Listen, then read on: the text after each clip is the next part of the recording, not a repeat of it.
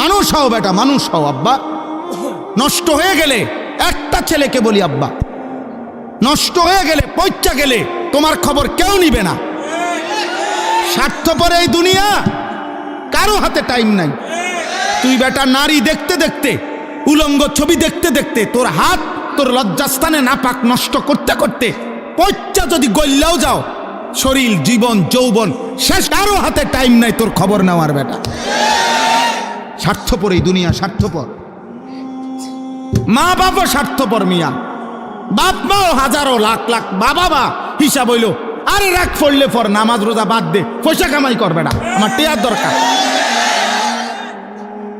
টেয়ার দরকার বেটা, টেহা দে, সোজা কথা। এরপরে তুই মানুষ নাও মানুষ, এটা পরে চিন্তা করুন। কিসের নামাজ, কিসের আল্লাহ খোদা, আমার টেয়ার দরকার, টেহা দে। হ্যাঁ যা বিদেশ যা, নইলে দেশে থেকে কাম কর। এত কথা বুঝি না আমি, আমার টেহার দরকার। স্বার্থপর দুনিয়া।